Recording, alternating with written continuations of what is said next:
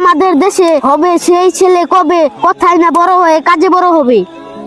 হয়েছিল রে এমন ছেলে, তবে করা হয়েছে তার কণ্ঠরোধ, যে করতো সব অন্যায়ের প্রতিবাদ প্রতিরোধ। চাচু তুমি কি উসমান হাদি চাচুর কথা বলতেছো?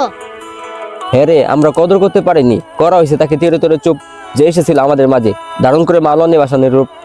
আচ্ছা চাচু, উসমান হাদি চাচুর যারা যারা দেখলাম লাখ লাখ মানুষ অংশগ্রহণ করেছি, অনেক মানুষ কান্নাও করেছি। আসলে উনি কি এমন করেছি? জনতার ভাষায় কথা বলতো তিনি, কোনো কিছুতে করতো না তিনি আপোষ। যেখানে অন্যায় দুর্নীতি দেখতো সেখানে সাপের মতো করতো ফুসফুস। বিভিন্ন রাজনৈতিক দল সহ প্রধান উপদেষ্টা পায়নি স্যার, আবার ইনসাফের রাষ্ট্র কায়েম করার কথা বলেছে তিনি বারংবার। আহা চাচু, আমার দেশে কি রত্ন হারাইছি। এই জন্যই তো মানুষের বুক ফেটে যাচ্ছিল যখন হাদি ভাই হয়েছিল গুলিবিদ্ধ। আবার হাদি ভাইয়ের মৃত্যুতে মানুষ কেঁদেছিল, শিশু থেকে বৃদ্ধ।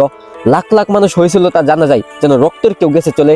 এখনো মানুষ তার কবরে ভিড় জমায়, চোখ বাসায় অশ্রু জ্বলে। মানুষ এতই ভালোবাসতো।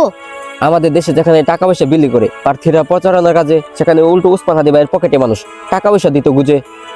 হাদি চাচু সম্পর্কে যতই জানতেছি ততই মুগ্ধ হচ্ছি। তিনি শত্রুর সাথে ইনসাফ করতে চেয়েছিল করতে গোলাগুলি, নোংরা রাজনীতি কালচার ভাঙতে গিয়ে খেয়েছিল সেদিন গুলি।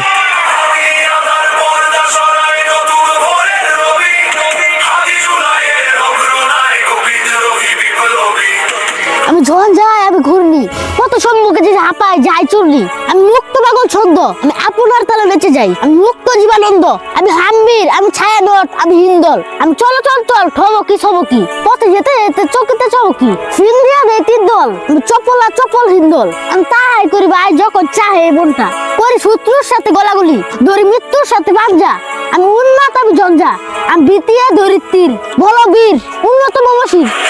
উসমান হাদি থেকে কোটি হাদির ডাক, হাদি মানেই মাহাদি সেনা।